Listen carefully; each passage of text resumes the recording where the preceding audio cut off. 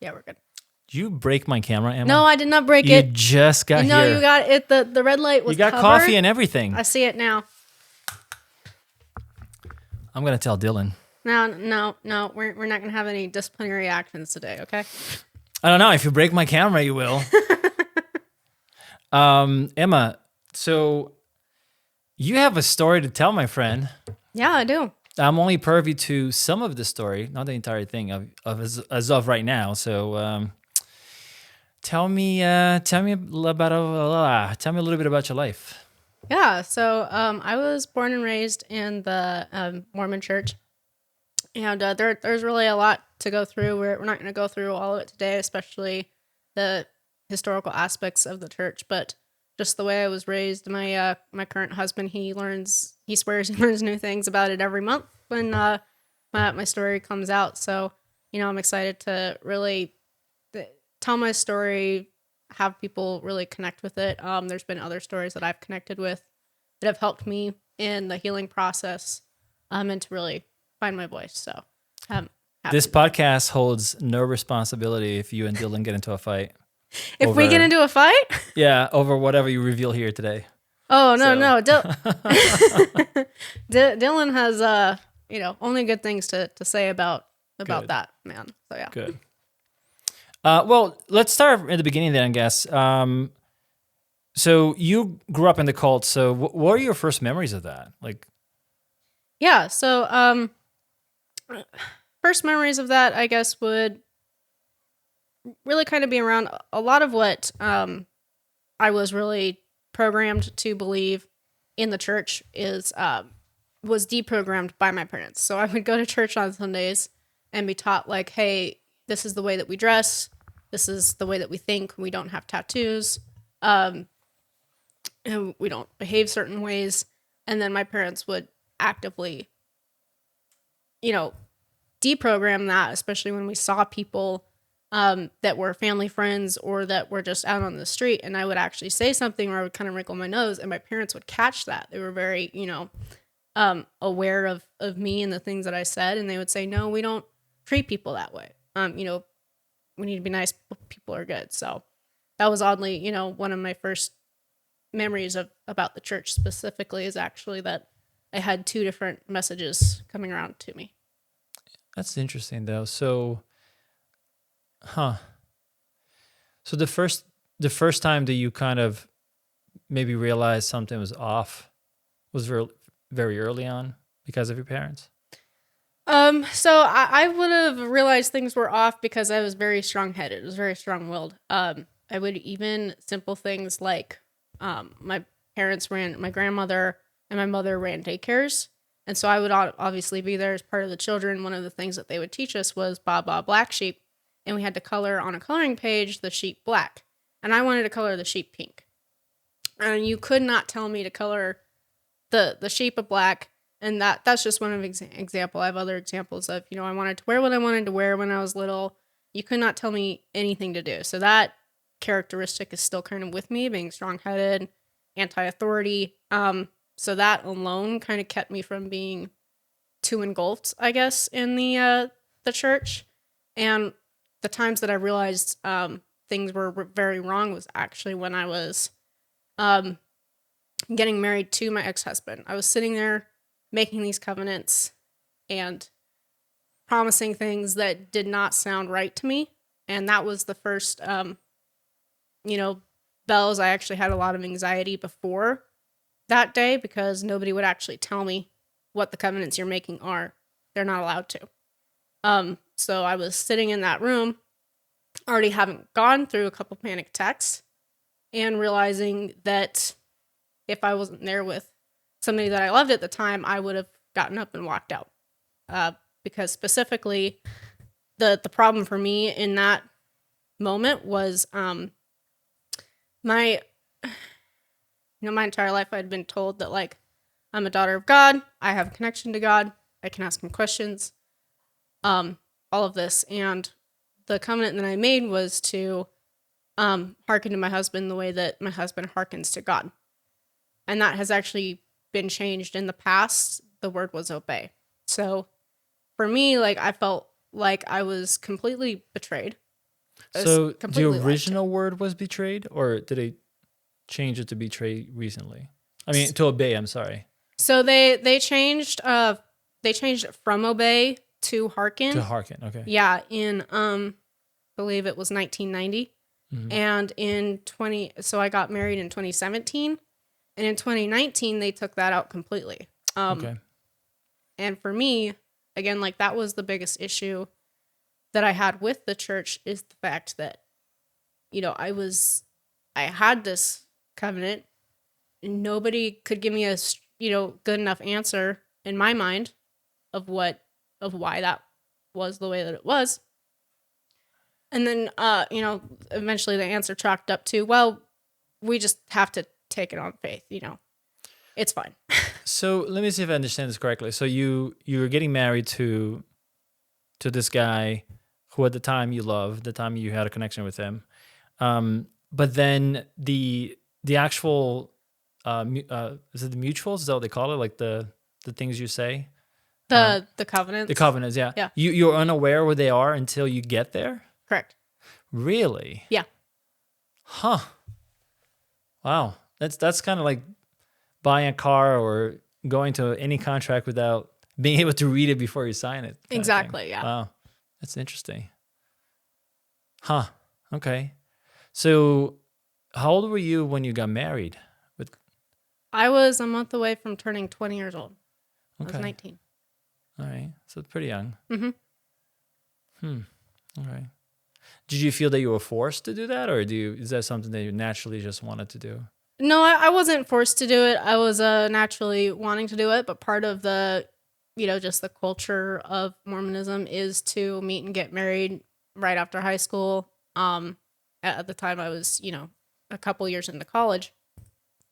But right after high school, you would meet and get married, and you are not allowed to have sex. You have the law of chastity to obey.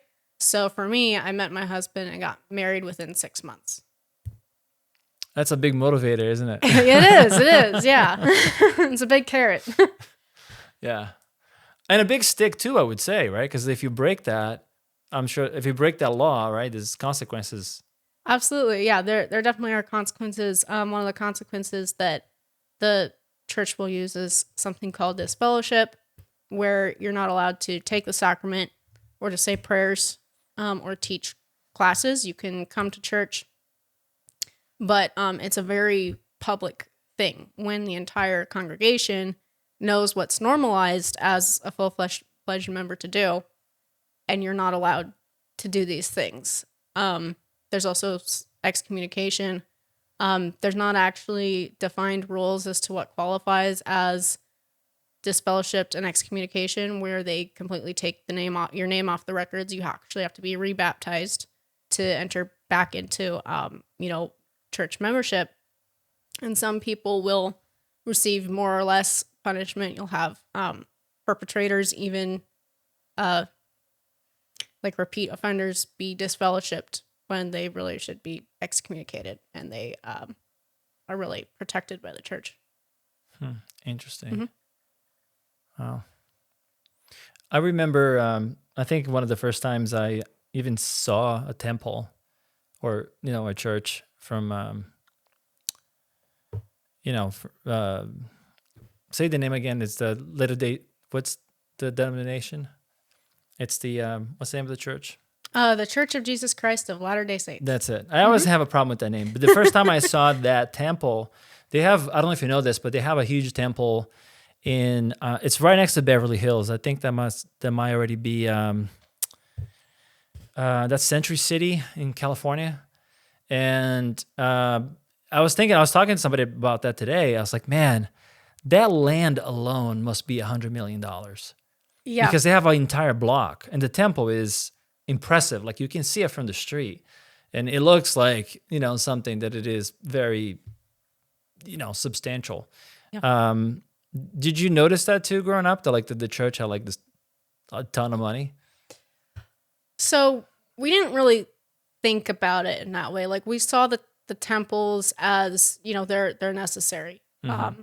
And they're the house of God, right? So they're going to be up to God's standards, if you will. But at the same time, as I was moving away from the faith, you start to realize, yeah, how much money is spent on these temples. The average is tens of millions of dollars. And you compare that to, in recent years, they have been dodging the SEC. They actually haven't published their financials publicly since 1959. Oh, wow. So we actually don't know. You can go online. There are statistics, there's numbers about what they do with their money. I don't understand where they're getting that from. Unless the church itself says, hey, this cost us X number of dollars, and you just have to take their word for it. That's interesting. Mm-hmm. I know that like the Catholic Church is, so I grew up Catholic. I'm not Catholic anymore because I just don't buy into it. But I remember that, we always have to pay something. It didn't have to pay something, but, you always give something at the church. And actually not that long ago, I don't know, maybe like 10 years, I don't know, maybe it is a long time ago, but we shot this little project at a church. And I remember that because there were such few followers now, they were actually renting the church's tower to AT&T, and they put like a cell phone tower up there, and that's basically what was sustaining the church, because the followers it wasn't enough money from the tithings to pay for stuff.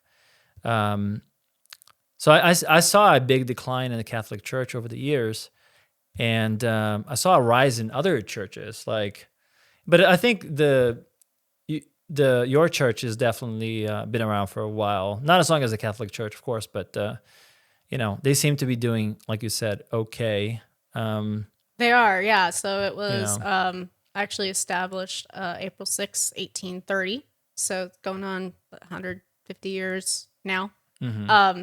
We have 17 million members, but you also have to take that again to their word. The LDS Church leadership does not factor in how many people are inactive, meaning that they don't go to church, or how many people are secretly, we call it PMO. There's a whole, vocabulary to learn. So it's physically in and mentally out.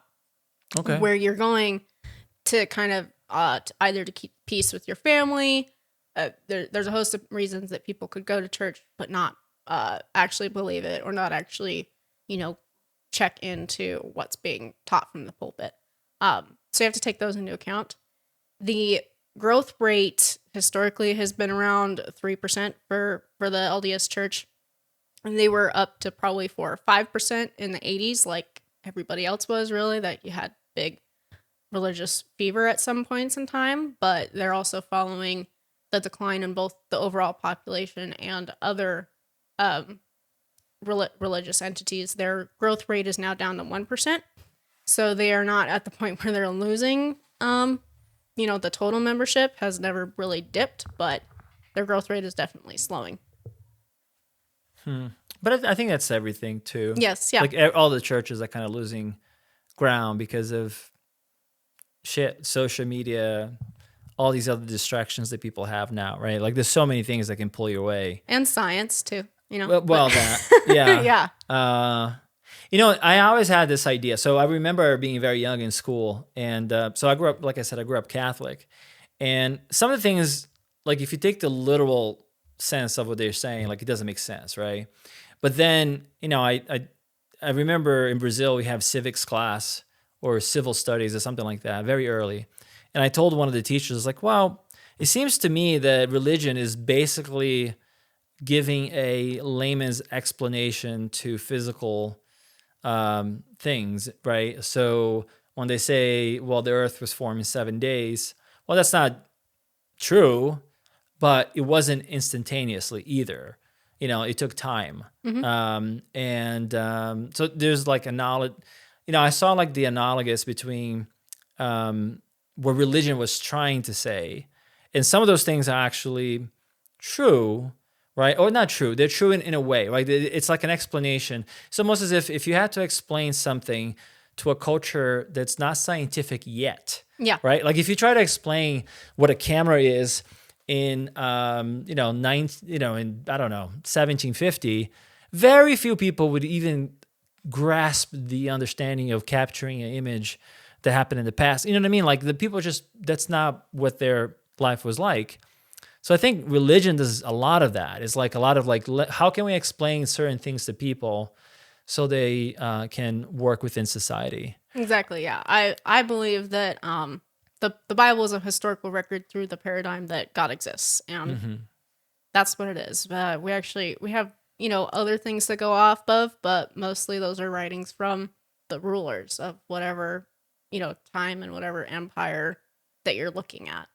So you can really compare the Yeah, two. you can imagine how that could have been corrupted over time too. You know what I mean? Yeah, Yeah. absolutely. And it was very pick. I don't want to say picky and choosy, but like there's so many other writings that even the Dead Sea Scrolls Right. weren't discovered until more recently, and that really expands our ideas of what spirituality and religion is. The Gospel of Thomas and Mary that basically say that they expand on the idea that the kingdom of heaven is within and you have your own power. Yeah. And then the things like the Book of Enoch that were discovered, they come, some people do not like the Book of Enoch because you end up, seeing God as more humanized with, very human emotions. You also see the Nephilim appear, and it challenges the idea, Christians' idea of what history is. So it's all very, interesting, to say the least. Yeah. I think that's because, I don't know if you had the same journey. I don't know, but like when I decided not to be religious, right? Like when I was like, okay, I'm not Catholic anymore. I can't honestly say that I'm a Catholic because there are things that I just don't buy into that I would have to buy into if I were still attending church and things like that. To me, in a way, man, it was kind of like a scary time almost, right? Because like you grew up with this thing that you think is the thing, and then you're saying, whoa, but it's not. Obviously, some things are off here. But then part of you also says like, "Well, I'm betraying God. I am being, a bad person because I'm doing these things." Did you have anything like that when you kind of became aware of some things not making sense? Yeah, that's I would definitely say so. Again, I never really liked the rules, so I had less of an issue with that. Most of the issues that I took were with Mormon specific doctrine and Mormon specific history. We can talk more about that later, but in terms of just overall spirituality, there is a huge deconstruction that happens. And a lot of people, the podcast that I listen to, they call it like the dark night of the soul. Sometimes you're just, at one point after you've deconstructed, you're sitting there and you say, what is the point? Then what is truth? Like you feel very lost. You feel very in the dark. Yeah. And then you can have, you can go through this period of reconstruction. And you can say, okay, well, now that, we had this creative destruction, we can then create something new for ourselves and that we believe in. I went through quite a bit of ideas. I joined a coven at one point. I was very into tarot and astrology, and was very into like just studying that and learning that. I at one point kind of realized, and part of it was talking to people who legitimately believe in tarot and legitimately believe in astrology, and I was just sitting there and my mind goes, no, this ain't it either. I'm like, this is not Well, it didn't make sense to me. I don't know why there's so much of that going around now, the astrology thing. I saw this, I forgot what it was, but like they were talking about how astrology has, like, how usually like, oh, you meet a person, it's like, oh, you're a Gemini, I'm an Aries, we are a match. That has absolutely no bearing on people's personality at all. I'm actually pretty against astrology now as well. I was very much more into tarot. I thought it was very meditative. I thought it was fun. I used it as a way to meet people, especially when you're out at bars. People will ask you about your tarot cards instead of about any other stupid thing that they have to come up with. Yeah, that's a good. That's you laying out game right here for people. Yeah, it was very fun. I got my playing cards, stack of cards, and go to go to the bars. It was really fun. And the astrology again specifically, I think that it's a little on the dangerous side because humans are so impressionable. You can tell them anything about themselves and they'll believe it. It's actually what a lot of cults do. They have, emotional manipulation. So I saw some of that in what's going around in the astrology piece. So yeah, I can see that. You mentioned a moment ago, I want to go back to it. You said you joined the covenant for a while. Can you clarify what that is? Because I'm not 100% sure. Yeah. I joined a coven. So it was a Wiccan coven, and Wicca is a pagan religion. It's primarily maternal rather than fraternal and a patriarchal society. So they believe basically in the trinity of Mother, Maiden, and Crone. And I would go out and do like these little craft nights with them, and it was really fun. and really found like a community of when I needed it. But then I also kind of realized I was like, I'm still giving my power and my authority to something else that may or may not exist. So for me, that brings me, I guess, to where I am currently. I'm agnostic. I realize that I personally don't think you can prove either way if a God exists, but I also don't think that humans are just machines or just ones and zeros. I still kind of hold on to the superstitious things. Mormons as a group are very superstitious, and I think that some of that has merit. So I think that that there's something to do with the human soul that's connected to something larger. I just don't believe that it's a God in the way that Christians think about it. Yeah. Yeah, it's hard to, if you really stop to think about it, right? It's a pretty deep rabbit hole because you look at all other animals on the planet, and there are so many different types of animals. We are the only ones that evolved to be able to manipulate the world in a way that we do, to communicate the way that we do, to have the level of intelligence that we have. So, I mean, is that accidental? It would have to be a very rare type of accident, to do that. I would think that there's some type of intentionality behind it. Whether it is good or bad, I do not know. And I think, as a writer, and, my imagination goes many different directions with that. But we seem to be built for connection. I think we seem to be built to thrive in positive environments. It seems like to me. Yeah, we really are. Again, I think humans in general, we like explanations for things, which, helps bring about religion. Mm-hmm. We also, we do like that community. So it fits very well, religion and community.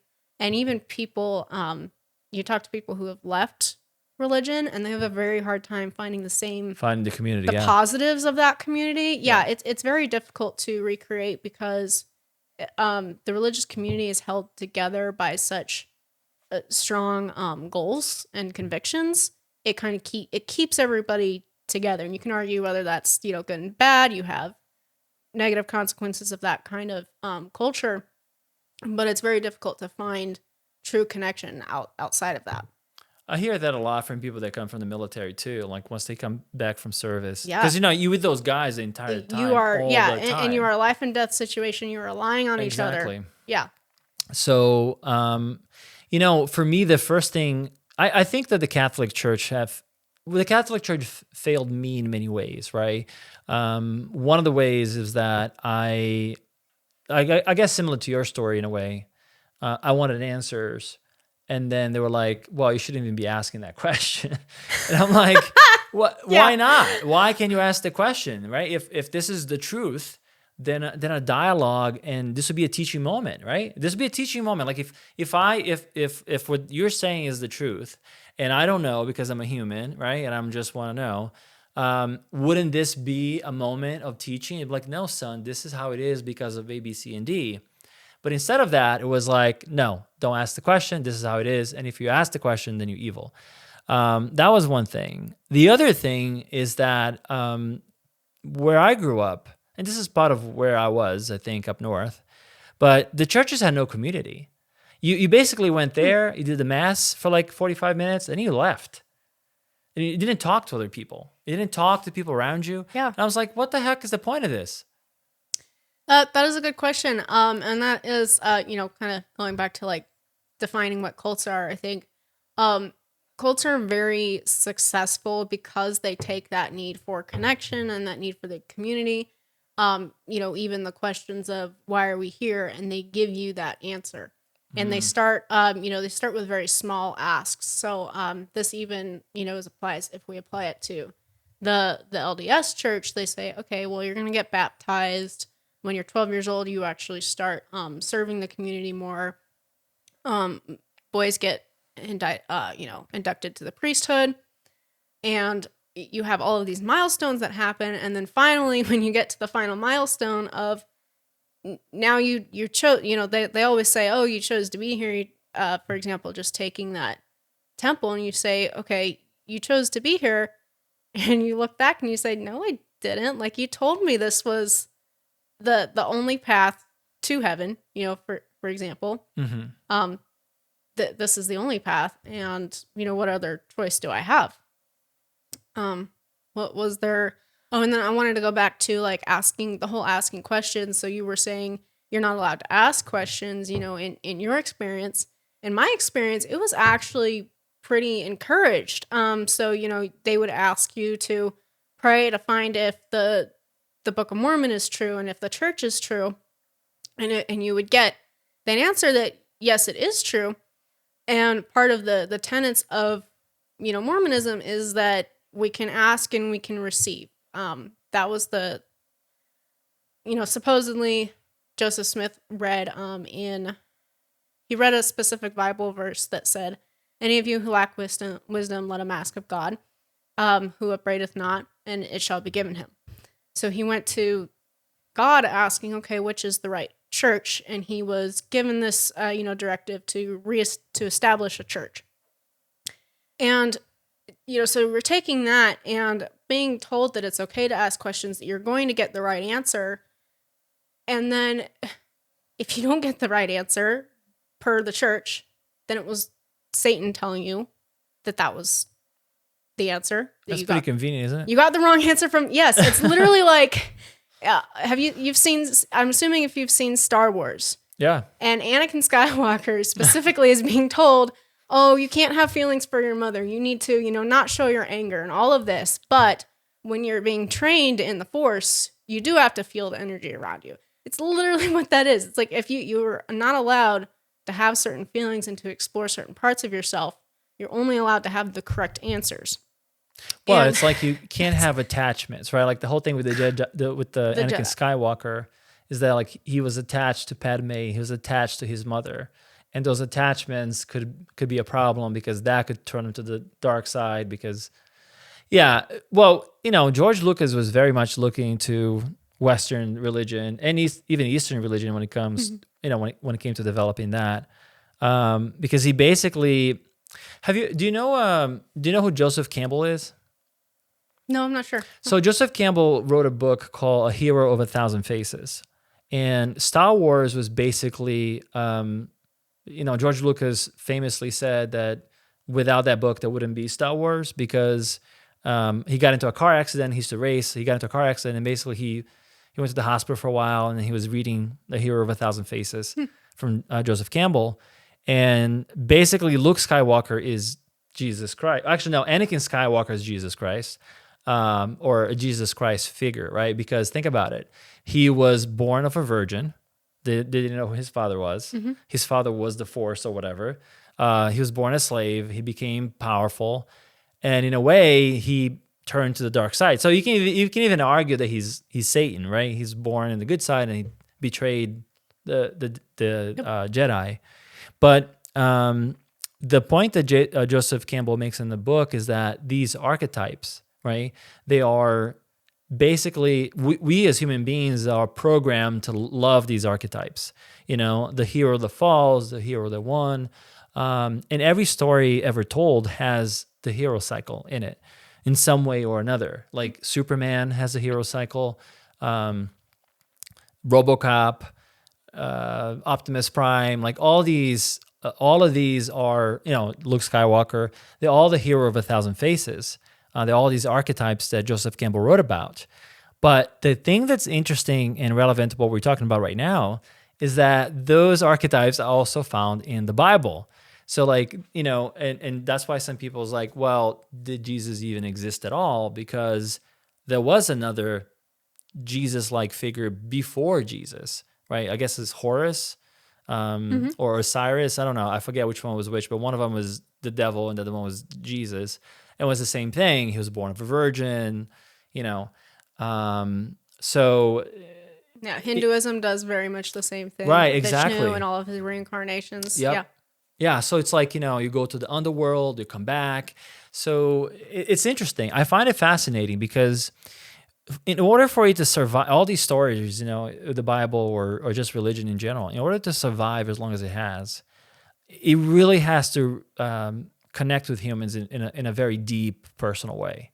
Yeah. Because, you know, it's I don't know, it's super interesting. And you see it in cinema and seeing other art forms as well. Yeah, humans do have like this very shared experience. And I think the sun god is another example of like, no matter where you go, it's pretty much, you know, the sky or the sun is the father and then the earth as the mother. And there is always, you know, some conception of their children and how the gods interact with the world.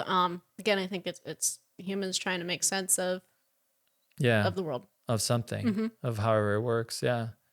Well, let's go back to Earth a little bit. We went to a galaxy far, far away, which I don't mind though. I love Star Wars. I don't like the new Star Wars, but like I even like the prequels. Did you like the prequels? I did like the prequels. I mean, me too. Especially like, you know, the second movie, Attack of the Clones.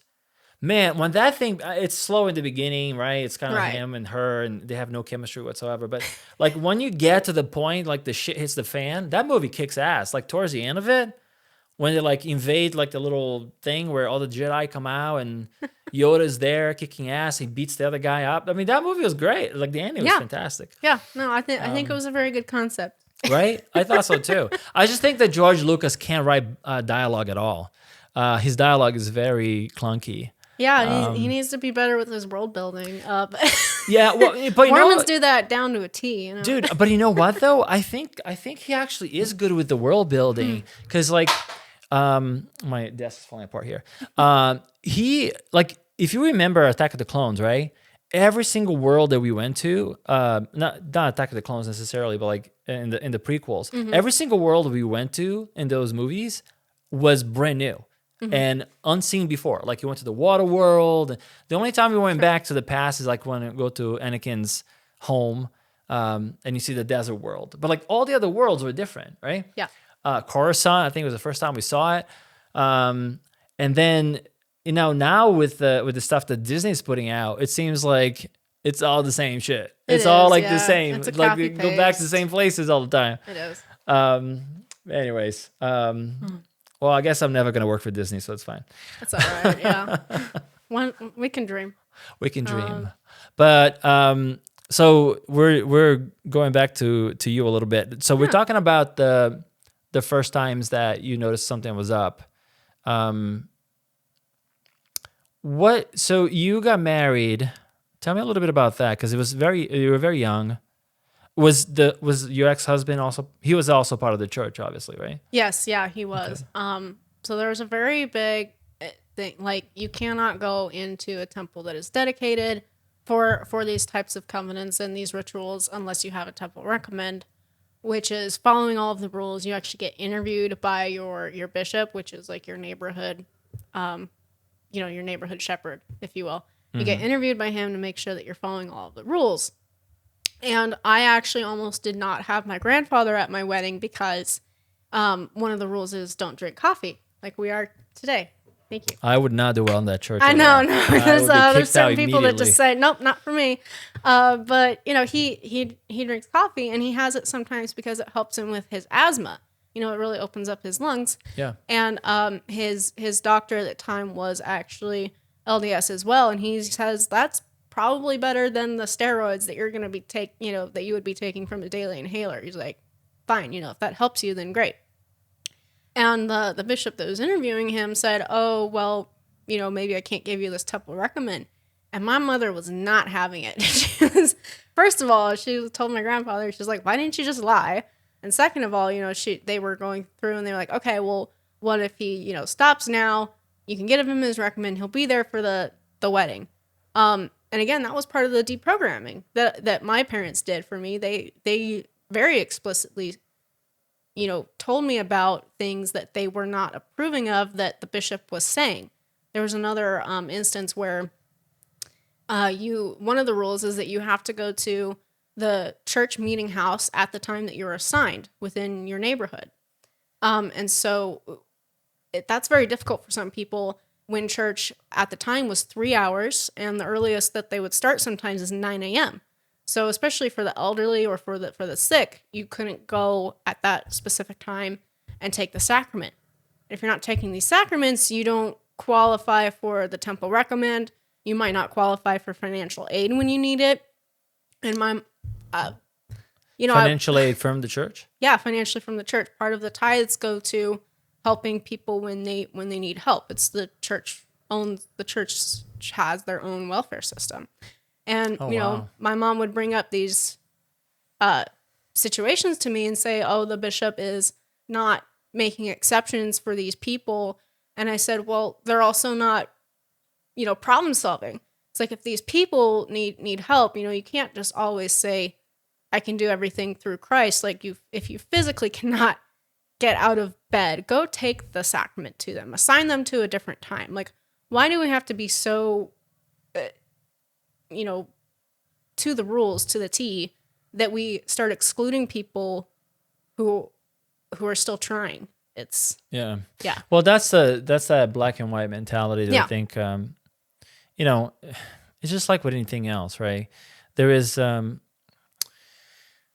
can I say this? Like most ideas are okay. Most concepts are okay, but almost any concept taken to the extreme is dangerous, right? Yep, absolutely. So, and I think that's what happens with a lot of these religious things is that they might start off with all the good intentions in the world and they might start off wanting to help people, but then almost unavoidably, it always goes towards the dark side, which is the extreme, version of it. And I don't know if that's like a human thing. But I've seen it happen with, the country right now is so polarized politically. You see it with that. You see it with religion. God, you see it with fucking, soccer games and football games and stuff like that. People go crazy, you've seen like baseball games where people get beat up when they leave because they're wearing the wrong cap. Yeah. You know what I mean? So I don't know what it is. So although there's like this, I don't know, although humans have this thing that's very, there's a lot of positivity that comes from belonging to something. There's certainly a dark side to becoming so tribal about it. To the detriment of somebody else. And I don't know if that's built in us and something that we have to use our minds to overrule. It definitely is. I think it's built into us. I think it's the idea of that we're more drawn to people that are like us. We're very tribal, as you said, and it's easier to form tribes with people who are like yourself. And so if you latch on to a particular idea, that's where it's just easy to stay with your own group. And it's part of the difference also is, I was born and raised in Idaho. And I told somebody this. I was like, oh, I'm from Idaho. And they were also ex-Mormon. And they said, oh, you're from Utah number 2. Like, it's that kind of, if you're in certain geographical regions, will be more of an echo chamber because of the demographics. And then I moved out here to the East Coast, and there's so much more diversity, and I love it. And, you would just, I can now go into debates and I can debate both sides of the issues. I'm like, look, I came from a place where, I understand why they're so gung-ho about their Second Amendment rights. And I understand the mentality behind stopping the bad guy, if you will. But then also now I'm here in these cities where people just say, oh, it's not acceptable for you to, have these ideas and these, to go after people in this way. Yeah. And I think that's valid as well, especially when you're in a more densely populated area. It's just not possible to give everybody the same leeway that you might where, if you came from a farming community. Right. Because in a farming community, if somebody breaks into your home, like nobody's coming. If they come, it's going to be too late, right? If the cops are going to be there, it's too late. If somebody wants to take you or do something horrible, like they're going to do it if you're not Absolutely. Armed. I mean, even, I would argue even in the city areas that response time is not paramount. Not great. But yeah. They're good to give you a ticket in the highway though. But to come do something takes a while. Yeah, it does. I find that interesting too, because I didn't grow up with the gun culture, but then coming to Georgia, there's definitely a gun culture here, and I also see both sides of the argument. What I think about that is that it's one of those topics that will never be resolved. It's the same thing as immigration or abortion or any of these polemic issues. They're so profitable for the politicians to talk about it and polarize people. Yeah. There's really no way to, I agree. And also it's not like none of these topics are clear cut, as in one simple law is going to make everybody happy, right? Like there's no simple solution to any of these problems, because otherwise and that's one thing. And the other thing is there's no reason to solve any of them, because again, we can weaponize this and run on these topics. Just, pick your side. Pick whatever side you want to run on and do that. And whatever's more popular at the time is what they're going to do. Exactly. And let's just go, And that bleeds into the issue of, state and even county laws versus national laws. At the same time, I don't want to feel like I'm moving to another country when I move across states. That's right. I want to be able to know that I'm good, that I'm not going to get in trouble. Exactly. But it's so weird though, right? Because it's probably, I think Brazil's pretty large too. Brazil's actually larger than the United States continental. Yep. Right. So we have the same kind of issues where I think there are state laws and there are federal laws. But I think most of the laws that really are federal in Brazil are the more like crime related laws, right? The state laws are more like almost like civil. I could be totally wrong about this, but here in the United States, you can like literally, just cross the border and not be breaking the law without knowing, because it's completely different. Like California is crazy. Like California, like I remember when I moved there. They have a police barricade as you go into California, and they search your car for oranges, because you can't bring oranges from other states into California. It's like, what? Like you're not looking for drugs or anything, you're looking for oranges? But they do, or they did back then. And once you leave LA and you go towards Nevada, you're going to a different fucking country, man. Yeah. It's like, it's completely different. Like the culture is different. Like they just speak the same language and they have the same money, but everything else is different. Exactly. Yeah. And it is interesting to, this is another thing where I really like the diversity of people here on the East Coast and things, people that I can talk to. Mm-hmm. We were talking to people from India, where we have friends from India, and that's one of the questions we ask them, because there's such diversity in like even the religion. There's so many different spots of Hinduism, like you cross into the other county and it's completely different.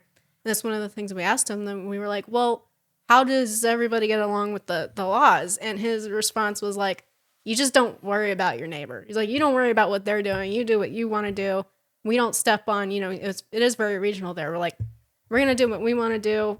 The next county over, we don't care. Like they can do their own thing. And I think that's, really at the heart of what, maybe taking it back to Jesus, like, what he was saying, he was like, be good to people, be nice to people, don't worry about other people. He even went as far to say, like, you're going to be a citizen of whatever country you find yourself in, and that's fine. Well, yeah, because it almost seems like if you took if you took what Jesus supposedly wrote, right? Like, I should treat you the way I want to be treated. Yes. Yeah. Right? I should love you like you're my brother or sister, If you took that, that's an incredibly powerful, great message that we should. And by the way, I think, like, Jesus is an ideal that no man can achieve, right? Like, if Jesus was the perfect man, what I mean man, I mean like perfect human, right?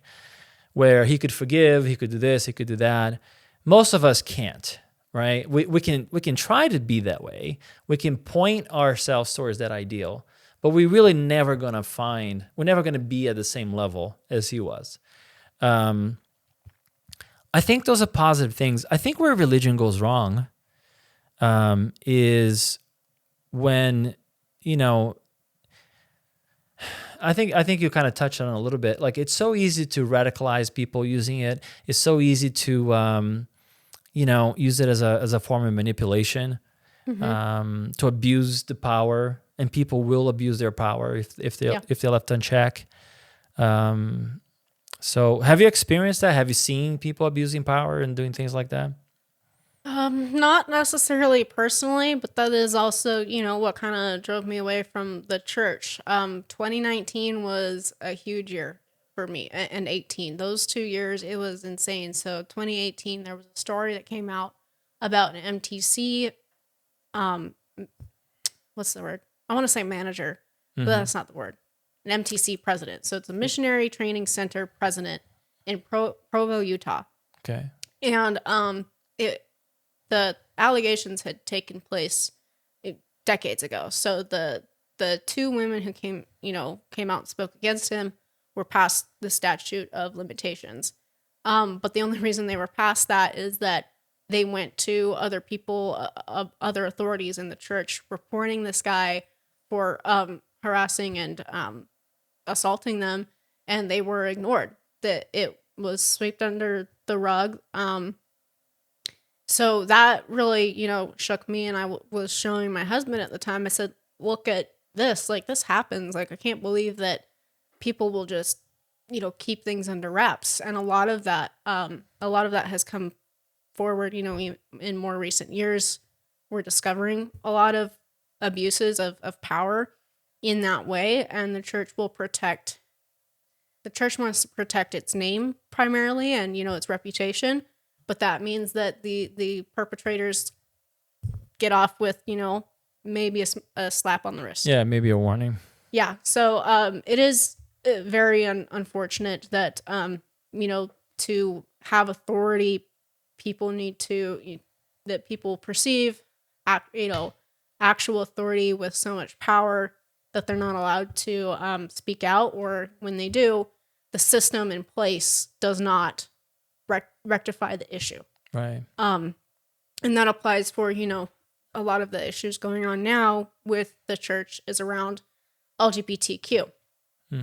A lot of their rules right now are not fair. If you are transgender, you cannot work with children. You cannot teach. You cannot stay overnight at church activities. And if you're gay, you're not allowed to get married in their temple. So there's a lot of discrimination right now that, those are really the reasons that kind of pushed me to leave, because I didn't feel like the church recognized or even felt sorry for the harm that they are causing and the pain that they sweep under the rug. Yeah. Well, yeah, it goes back to that.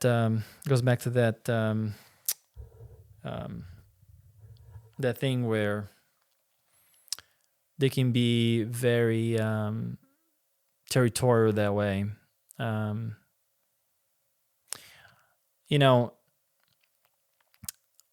Did I ever tell you about why Friday the 13th is? Yeah, you did. No, I I did, think you right? tell the story better than I do, though. Yeah, so apparently we were fighting somebody, the Christians were fighting somebody. I think it was the Muslims or Yeah, I think it somebody was in the the, Crusades. yeah, Around during the there. Crusades.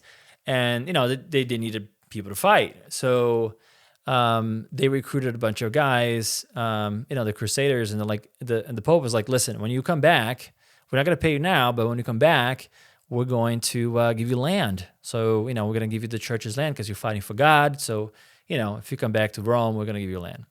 So, they won. They came back, they won their land. So on Friday the 13th, the Pope had them all executed, which is like the most gangster fucking move ever, right? Yeah. And then, so it's like, how can the church have any ground to say, that,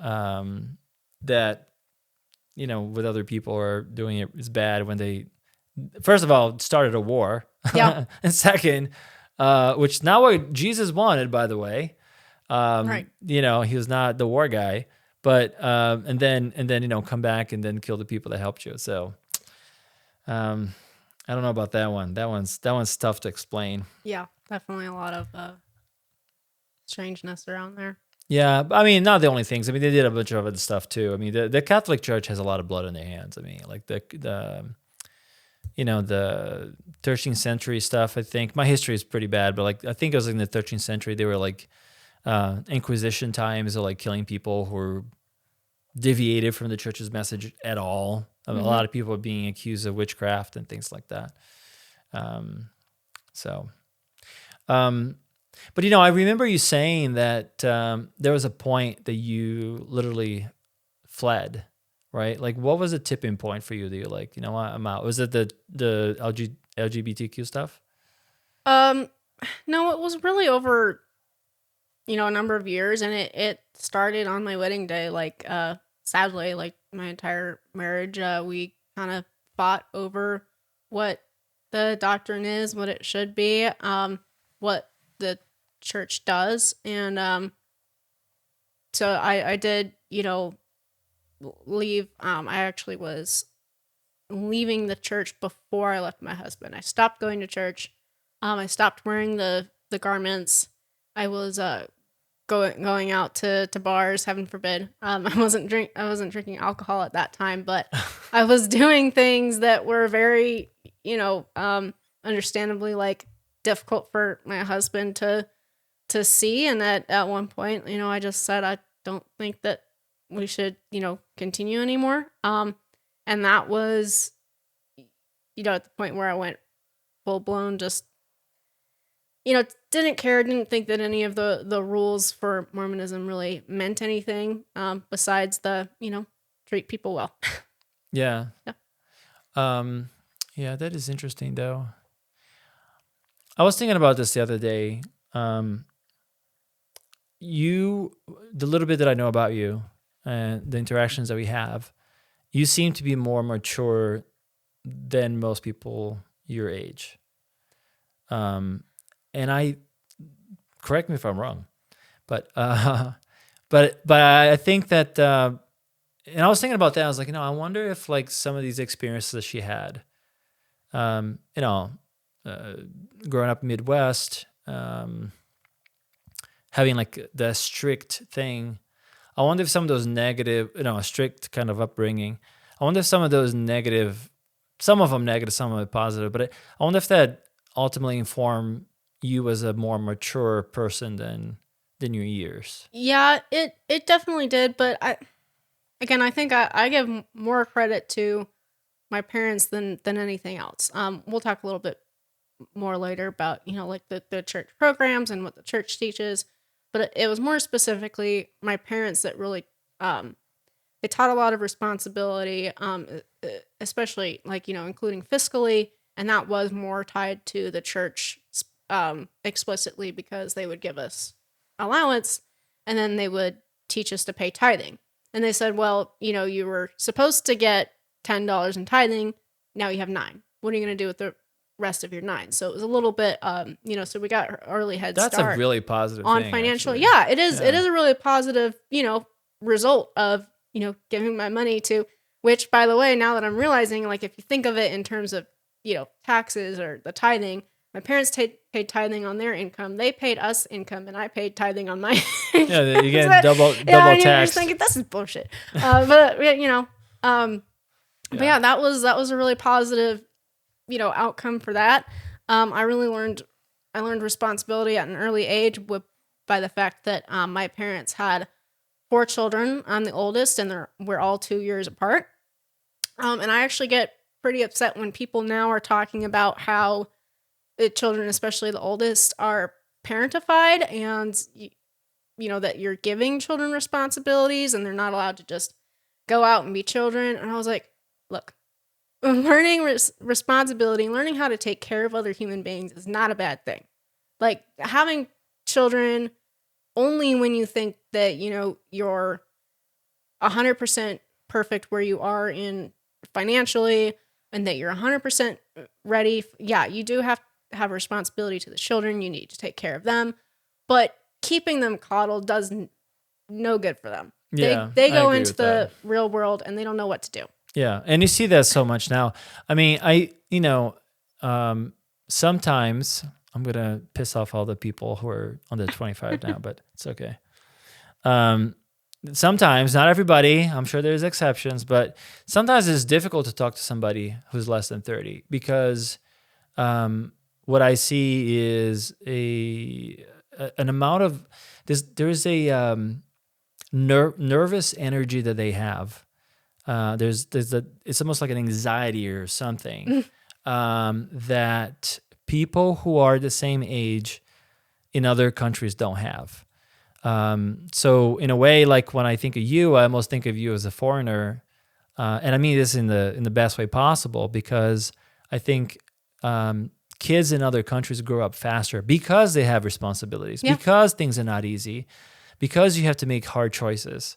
As opposed to here where, I mean, Jesus Christ, you have 30-year-old children walking around. Yeah.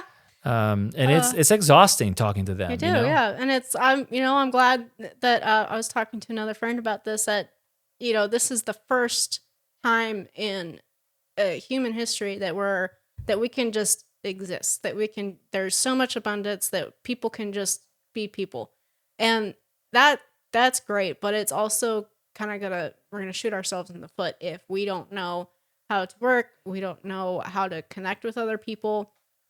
And that was, again, I kind of attribute this to my parents. For some reason, growing up, my mother and my grandmother would ask me advice. Like, I actually got, oh, nice. Yeah, my mom came to me at one point.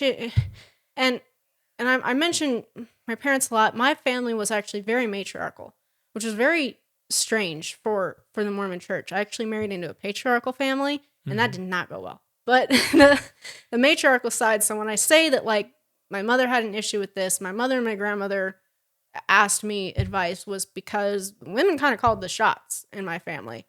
So they would ask me advice. One of the things that my mom asked me was that her job was wanting to ask her to work on Sundays, and she's like, "What do you think I do?" And I was like, at first I was like, "This is weird. Why are you asking me?" But I think she was actually, like, very sincere, like wanting to get another perception on that. And I said, the answer I came up with was, well, taking the sacrament is the most important. Again, church was 3 hours. So I said, if you can go, and you can go to the first hour, even just for half of the first hour, and then go to work, that's fine. Also, the second part of why the Sabbath is important is resting, having that time for both yourself and God. So it was like, if you have another day that you can get some more of that time in, then it kind of makes up for it. The other instance that I remember specifically with my grandmother asking me advice is that when she was running her daycare, and I would come work for her as well, I was a young adult, and this other worker that she had come work for her part-time would arrive at 9:15 and write down on her timesheet 9:00. And my grandmother was like, I don't really want to make a fuss, but she's basically stealing money from me. Like, how do I approach this? And I said, well, she's already written it down. Pay her for what she has now, but then have the conversation for going forward and say, hey, I noticed this. I actually, most people, you get fired if you show up, constantly tardy that way. And so just say, hey, this is fine. If you can't get here right at 9 a.m., just, write down 9:15 in the book. So there were definitely things that, where we learned responsibility. I almost think like when you tell me that story, like I don't have children, but I thought about that. I think about it a lot. One of the best ways to teach, and I wonder if that's what your parents were doing, but one of the best ways to teach your children is to make them think. Yeah. Like I can see me. I would do something like that if I have a child someday. Is be like, hey, what do you think about this? Not necessarily because I want the answer, as much as I want to make him think. Yeah. Right. And give him that kind of mental exercise, which I think is again something that American kids don't get. It's more cuddling and infantilizing them forever. We're supposed to be taught critical thinking in schools, but it doesn't really work that way. No, it really doesn't. Yeah, again, other children were very coddled. It was very sad in high school to see how many children were disrespectful to the teachers. And I remember the non-LDS kids being disrespectful. I don't really remember the LDS kids, but we would definitely have issues with like, I don't know, I forgot what I was saying, but no, I'll say one. I can say one thing though. I think that teachers are underappreciated and underpaid. Absolutely. If I was president, one of the first things I would do is I would do executive order to increase the teachers' pay and get rid of bad teachers. There's also that, but I think teachers should get paid way more than they get paid because their work is very, very important. Yeah. Like a good I remember the good teachers I had who completely turned me on towards math at the time. Mm-hmm. And just because they were great, like they were genuinely interested in the topic. So I became interested. I remember it was geometry. My geometry teacher was fucking amazing. And he used to do exactly what your parents did to you. Like his whole system of teaching was like, he wouldn't give you the answer. He would ask you questions. Mm-hmm. And then he would make you prove that you're right. And then, of course, everybody's competitive, so I want to prove that I'm right. That's great, yeah. Right? So what do I need to do that? I need to learn the theorems of geometry in order to prove that I'm right. And it really turned me back onto to math. I had an Algebra 1 teacher who basically was just biding the time. This fucking guy used to go there. He used to put his feet on his desk, give a problem, give some assignments or whatever, kind of explain it really quickly, like he doesn't give a shit. Uh-huh. And then he would read the, it wasn't the New York Times. It was like the one with the stocks. Yeah, he's like stock trading from his desk. And he'd be very pissed if you ask him any questions about anything. It's like, that guy sucked. That is, yeah. And I almost like hated math because like this dude was so bad. Yeah. And then everybody after him was pretty good. So yeah, like having a good teacher, having good mentors, man. But you mentioned several times now about your parents, so we can maybe touch base on that because it seems like they kind of put you in the right direction of a lot of things, even though, but they grew up in the church though, right? So how did they like deprogram themselves? That is great questions. I have a lot of great questions. It's, I look at it, and again, it makes no sense to me. I look at my parents, and they're asking me. One of the things that I gave my parents the reason as to why I'm not going to church anymore. I was like, look, the leaders of the church, they know their policies and these things are hurting people, and they don't care. That's my problem. Like, you can't tell me that people are just, they make mistakes sometimes. We need to give our leaders grace. No, this is the fact. And so I look at them and what they taught me, and I don't really understand how they're there. My father and his biological mother actually converted to the church. So my father was a young teenager at the time that he converted, and my mom, I believe, was born into the church. Mm-hmm. And there's a whole there's a whole other thing that we can unpack about the history of the church and actually learning what my grandparents would have learned as doctrine, especially in terms of racism. It's very crazy to me to see, what the legacy of the church is, and somehow this produced me. It's two very different. You mean like it was more radical back then? Like it was definitely more radical back then. Okay. Yeah, and we can talk more about that in a moment. But if you know anything about Brigham Young, he was the one that really enshrined into LDS culture, that in LDS teachings, that the African American race is evil, essentially, and that slavery will always be here. So you start looking at how long those kinds of teachings were there, and it's crazy to me that.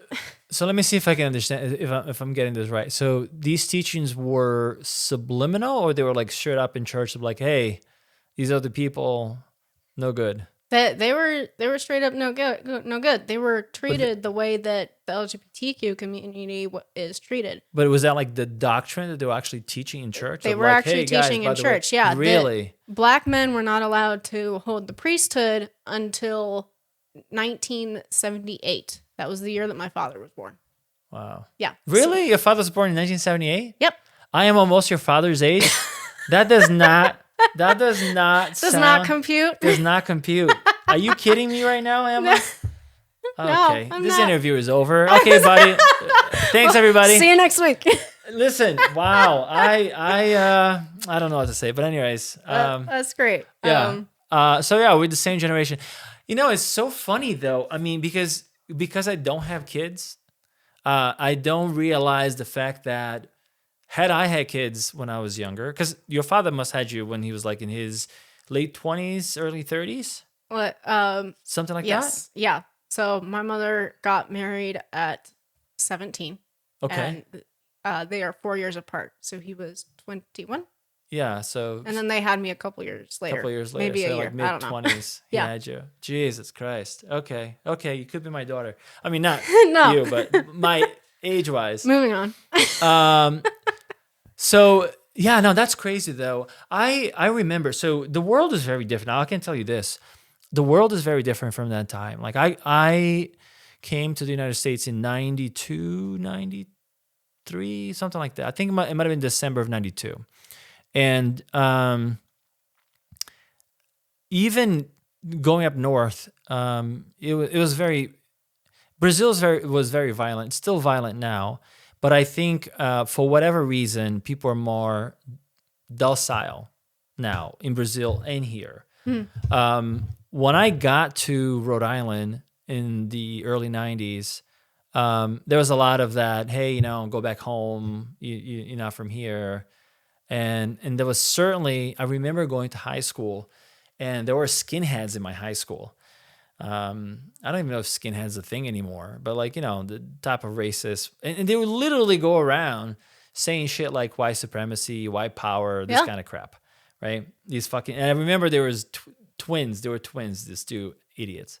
And in a school that was mostly immigrants and black, African, recent immigrants, right? There was a lot of Cape Verdeans there, who, by the way, loved Brazil, so I was very popular.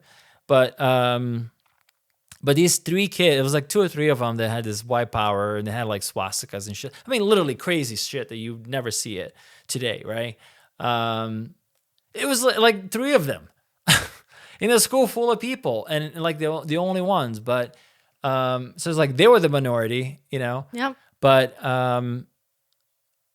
yeah, it was different. It was a different world back then, like the stuff that people used to say and do. It was very violent. I think way more violent than now. Well, it's as far as we have to go still, and it's, I think the people's perception, especially because of the news, is that the world has gotten worse, but In a ways, not it got true. worse. In the ways, it got better for sure. Yeah, it's there's definitely a lot that we can be proud of for ourselves and I think so. happy about.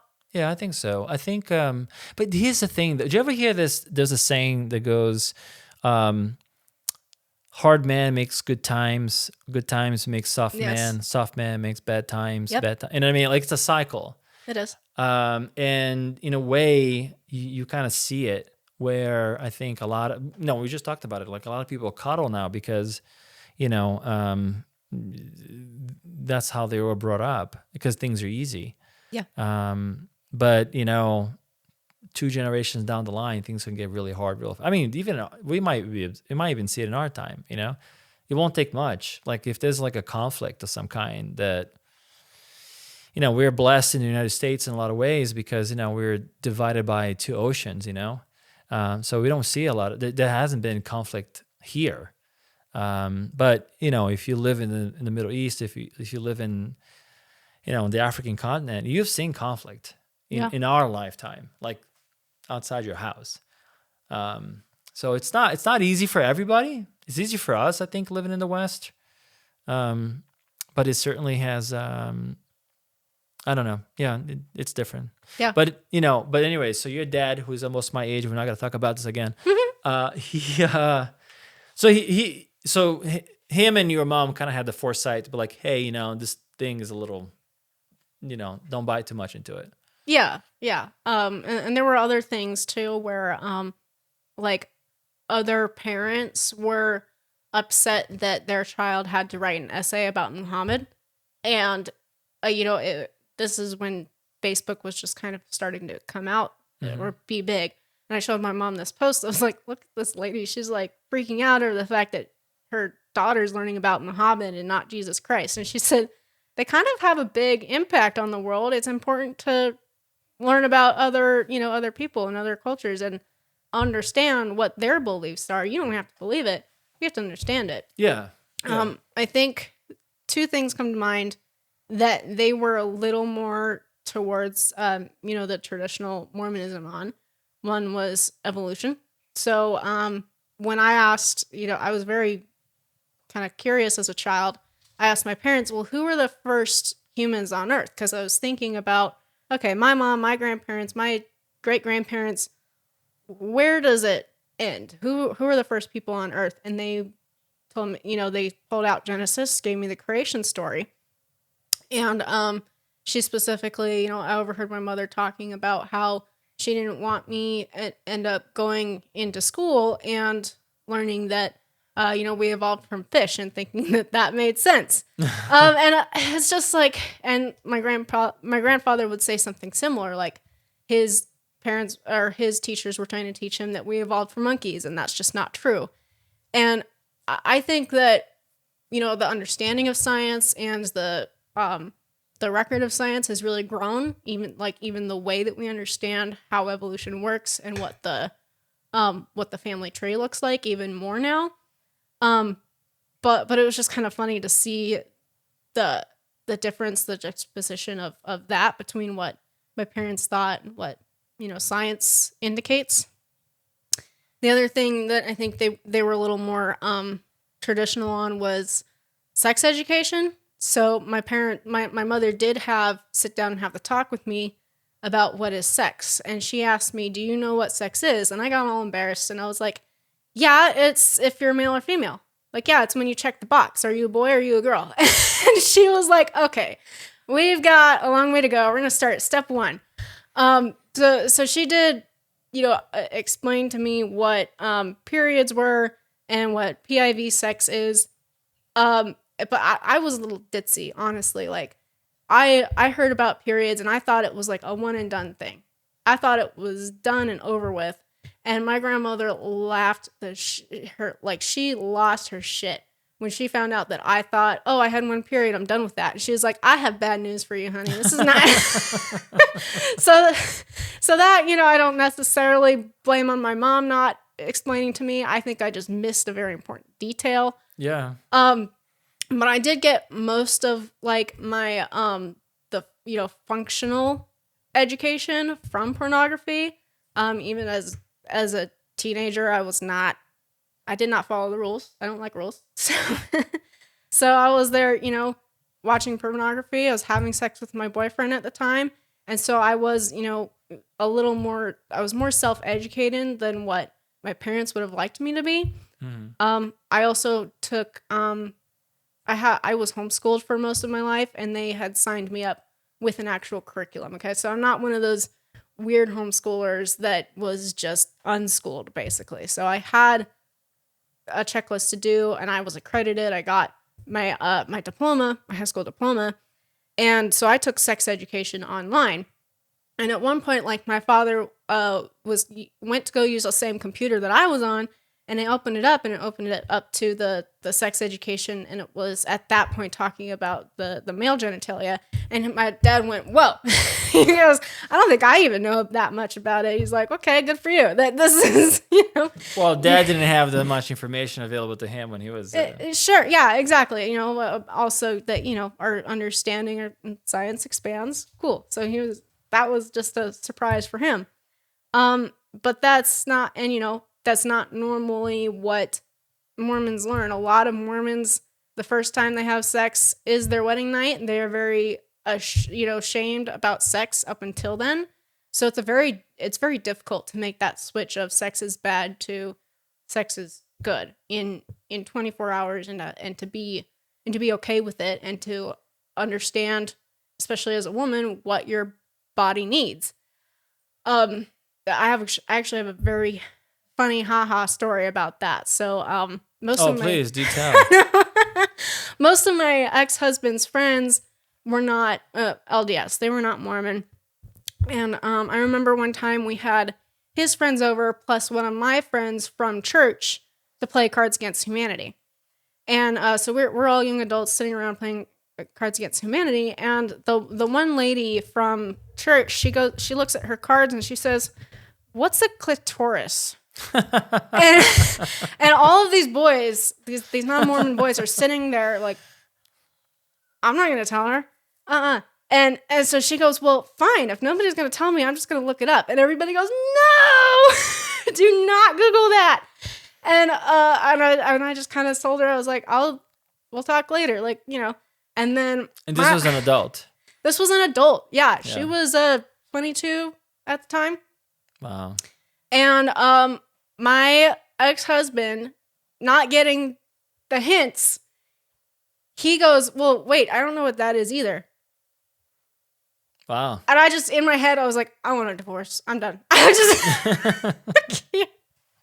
So that is the typical lack of sex education that highly religious people get. And again, most people with abstinence only education, they find their own way through pornography and through experimentation, and it works just fine. Yeah. Well, I think I was talking about it. I talked about this in this podcast before. There are some things that people should not leave high school without. Yeah. One of them is sexual education, relationship education. I think that's important too. In fact, I think it's probably even more important. Yeah. Finances. You should be able to, understand what, compound interest is, and all those things. And nutrition. I think people should understand how to eat properly, because if there's one thing that's going to positively impact your life is what you put in your body, right? Like if you're eating crap, there's a good chance you're going to get sick. Absolutely. So if you don't know how to balance your checkbook, you're going to get into trouble. If you don't know things about relationship, you're going to be like me, single at 40, whatever I'm going to be now, 48. So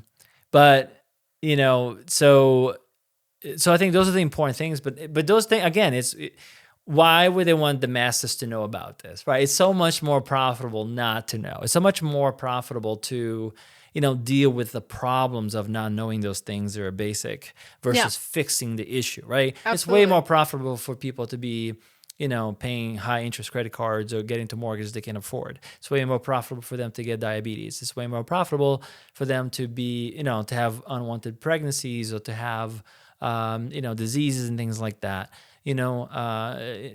So I think all those things are, unfortunately, the powers that be are not really incentivized to fix those things. Yeah. I agree. And going back to that those are the positives of religion. You have these certain morals that Right. insulate against that. And there is not currently secularly, we haven't figured out how to replicate those positive things in society. I personally am a big fan because we've mentioned multiple times science has learned so much, especially in the last 20, 30 years, that I'm a big fan of the idea of continued education. You leave high school or you leave college, but more things that come out, you should be able to, as an adult, get tax relief if you're taking continuing education credits. Yeah, I don't have a problem with that. I think that's a good idea. Yeah, so that's my idea. But that's your idea? Yeah. Okay. Emma for president. 2030. You know what? Funny enough, I have a friend who does political research for work. He digs up dirt on people. It's his words, not mine. Okay. And I was talking to him, and I said, I would not be able to run for president because I am very anti consumerism in the way that marketing makes us want more things. Oh, absolutely. We're always creating, we're always creating more products, and it is a pet peeve of mine that I can't go to the grocery store and pick up what I want. Like there's an entire aisle of laundry detergent. Why do we need so many options? You know what I think is too? Like, do you ever notice is like this toothpaste for every kind of thing now? Toothpaste that has what? Every kind of thing. Like there's a toothpaste that makes your teeth white. There's a toothpaste that makes your gums better. There's a toothpaste that make, I don't know, the teeth grow back. There's a toothpaste that I don't know, cure cancer. Teeth grow back. I don't know about that one. But you know what? But the thing is like, you know what I think that is? I think that's market research. It's the same fucking toothpaste. They just want to know what is the thing that's going to make you buy.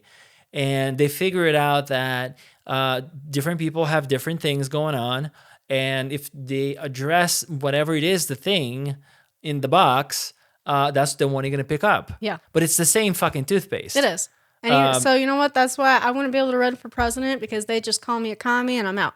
The other reason... Well, maybe we are going to go that route. Who knows? Maybe, the country swings so wildly. The other reason is, and I mentioned this the other day to my husband. I was like, every single person that you've ever seen or ever heard of, they all say, like, God bless America. All of these politicians.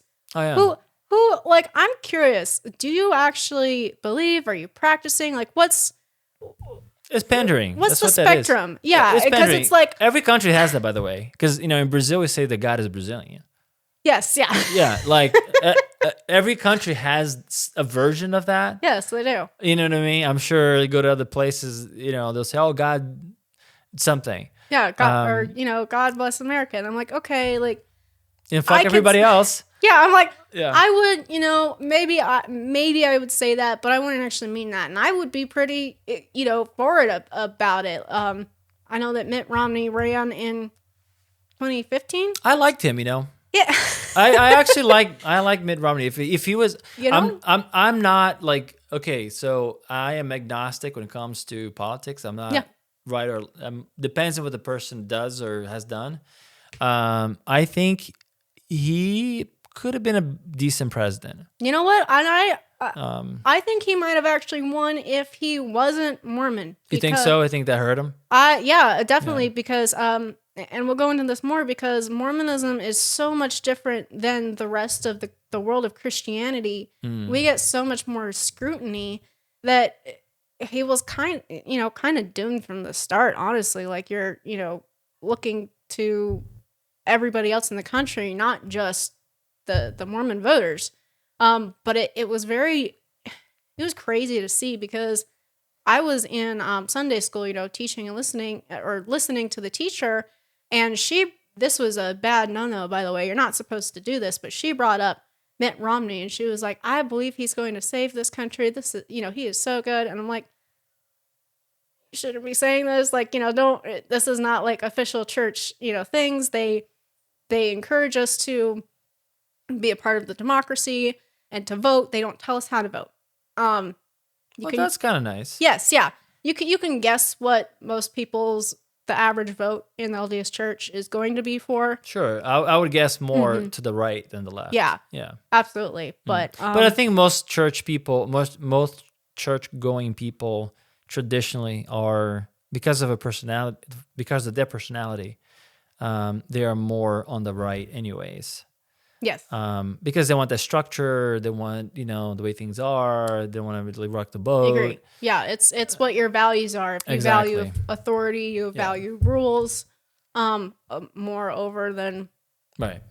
valuing other things. Which is funny because from what I can see, I mean, I haven't done any research or anything like that. I'm just observing that it seems like human beings are pretty much split in the middle. And it's, I don't know, it's almost like some people are to the right and some people are to the left. And it seems to me that even as you are younger, you seem to be more to the left. And then you swing to the right a little bit as you get older. I'm not talking about extremes here, right? I'm talking about just the reality of being a human being, right? Because when we are younger, because I'm such an old man, when we are younger, we tend to think that like we know more than we do, just as a function of age, right? If let's say you're a relatively intelligent person and you've only been on the planet for 15 years, and you're learning at the same rate as other people who have been here for 60 years, there is probably something that the 60-year-old can teach you that would maybe help you not make some mistakes. Yeah. But here's the kicker. The 60-year-old also have learned bad things they can pass on to the 15-year-old, right? So maybe the 60-year-old have learned to maybe distrust strangers a little bit, or maybe they have learned not to take risks. That's not necessarily a good lesson to teach somebody who's 15, because when you're 15 or you're 20 or you're 25, you can't take risks. You have more time. And in a way, it's good that you take risks. So it's a catch-22 because, and I think that's why there's always going to be that battle between the left and the right. I think that battle is biologically ingrained in our psyche, or is that right? I think it's biologically programmed in us in a way, and that influences our psyche. I think that's a better way to explain it. So I think that's always going to be there. I don't think it goes away. I would always hope that it goes towards a middle ground and it doesn't become so extreme that we're like at each other's throats, Yeah, I agree. But yeah, you hinted before we were talking about some of the things about the church. Like there's some mechanics that you wanted to talk about, how things kind of work. Yeah, so we'll definitely talk about how things work. I think before that, since we're kind of on the idea of politics, I wanted to mention political. that Joseph Smith actually campaigned for president in 1844. Oh, wow. I actually believe that was the year he was martyred, unfortunately. So he was campaigning for president, and his main issue was freedom of religion, because his following was being very persecuted at the time, mostly for their practice of polygamy. Is that still a thing or no? Good question. So it is still a thing in some factions.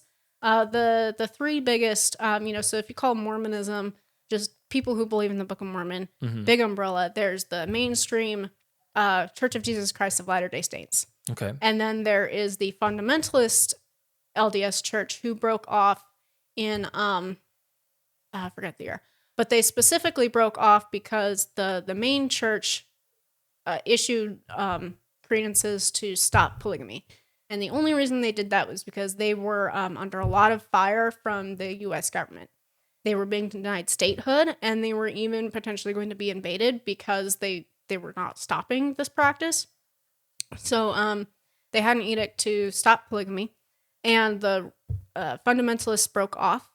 For some reason, the fundamentalists' headquarters is in Texas, but most fundamentalists live in the southern part of the state of Utah. And unfortunately, they have a lot of struggles right now.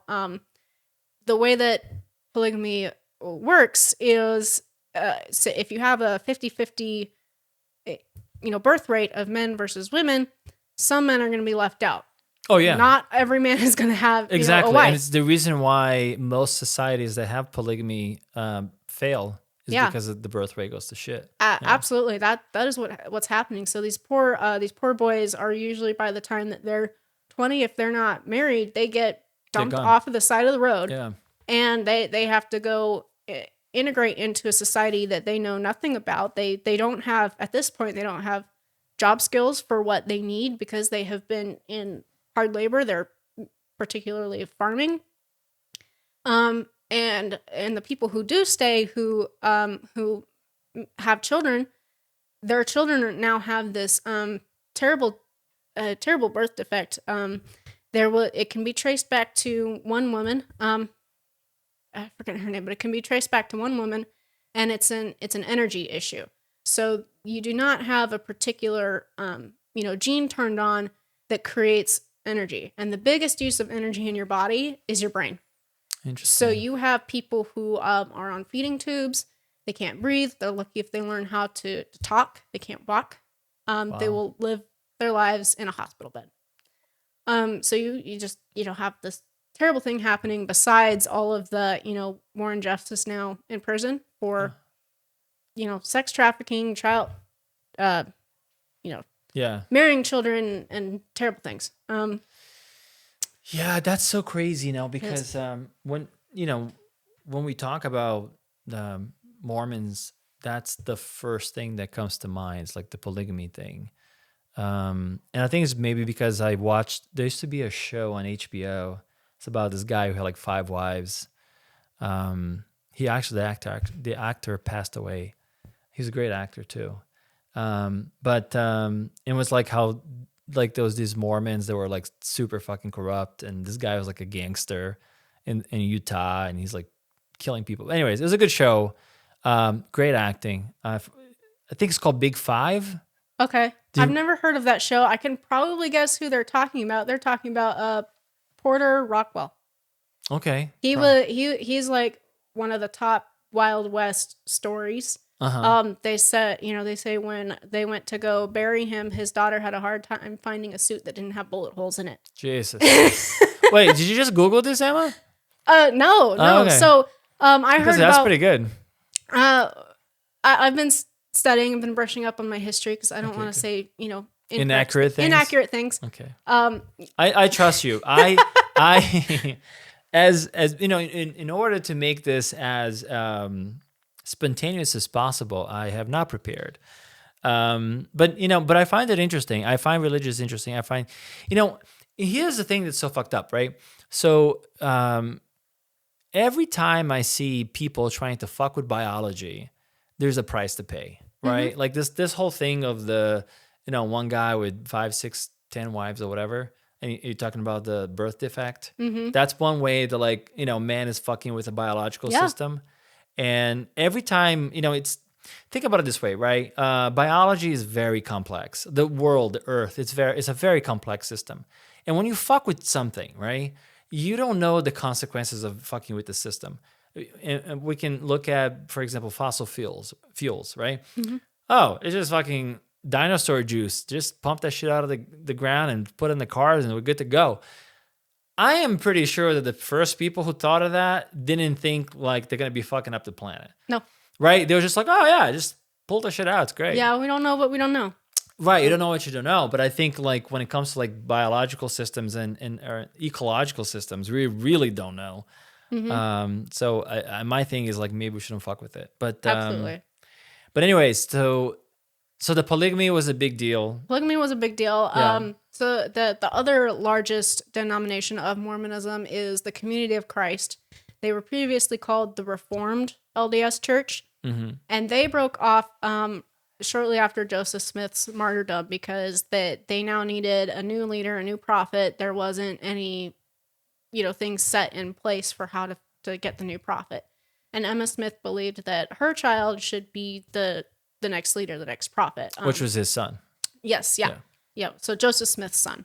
And Brigham Young instead, put forth his candidacy essentially for profit.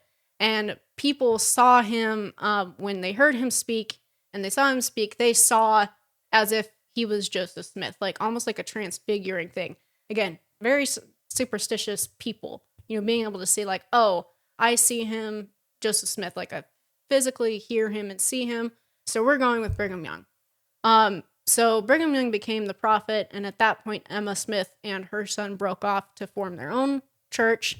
And Emma Smith was very not pro polygamy.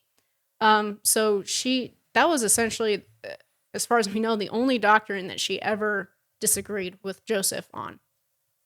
They're just now kind of coming to grips with it, like recognizing that it did happen.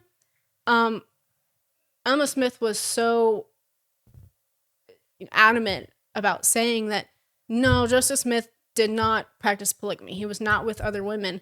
And at the time, the mainstream LDS church wanted to continue this practice. And so they brought forth other wives of Joseph Smith and had them sign affidavits that said, yes, we were married to Joseph Smith. And in the language says something like in every way and in every deed. So it very, implies that he was having sex with other women. Yeah, he was getting down. Yeah. And they kind of shot themselves in the foot now because once they stopped the practice of polygamy, and now after generations have gone by, we're used to this monogamy. And so when the information age starts coming out and people hear that, oh, polygamy was practiced, there was a generation that was like, that doesn't make sense. And so people felt very lied to about the fact that polygamy even existed. And second of all, how it was implemented. Joseph Smith did not put forward Doctrine and Covenants. Doctrine and Covenants is a book, canonized scripture for Mormons. Mm-hmm. Doctrine and Covenants section 132 is where he, puts forth that polygamy is something that they call the new and everlasting covenant. So it says that it's not only in this life, but it's the way that heaven works. In heaven, we'll have multiple females to one male. So that revelation did not come out. Mathematically, that doesn't work at all. But okay. Let's.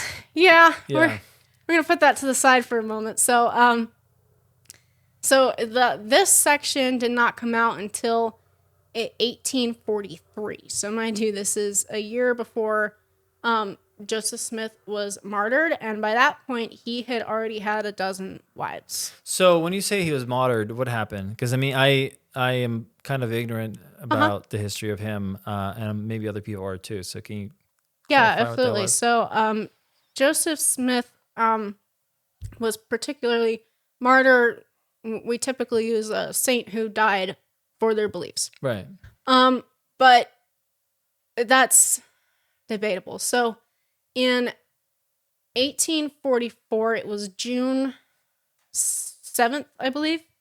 June 7th, the Nauvoo, Illinois Expositor was a printing press at the time and printed about Joseph Smith's practice of polygamy and, said some not nice things about it. And Joseph Smith was the mayor at the time, and he had the printing press destroyed. So the governor of Illinois did not like that, and sent out for him to be arrested. So he was arrested and in jail without bail. Joseph Smith actually gave himself over to the authorities because he assumed, oh, I can get out on bail. And they said, no, you're a public official and you're destroying the freedom of the press. It was not good. So he was not let out on bail. And there was a mob that came into Carthage jail where he was being held. And it was at least a 2-story building. He was on the second floor, along with him and a few of his friends that were being held at the time. And the mob came into the room that they were in, and Joseph Smith essentially jumped out the window and fell to his death. I believe there was the mob there. The mob that was there was to hurt him? Yeah. The mob Okay. was there to hurt him. They, again, over polygamy. They were not happy with the way that, you know, their religion was being practiced with them. You know, it's funny. One of the there were two questions when you came to the United States back in the 90s. There's two questions they would ask you. They would ask you if you are, or were you ever part of the Communist Party, and if you believed in polygamy. Those were the two questions Wow. they wanted to know if you came into the United States. That's how serious the polygamy thing was. And I think, again, it has to do with the whole birth rate and also keeping society civil. Because, you know, like you said before, right? Like, think of all these young men who don't have wives. And they probably don't have wives because maybe they don't have as much going on as the guy who has 7 or 8 of them, right? He's not as rich or good looking or whatever the reason it is. He's not getting with anybody. That's a very dangerous man. Yep. Like a young man that has no woman in his life. Like we see a lot of them here now.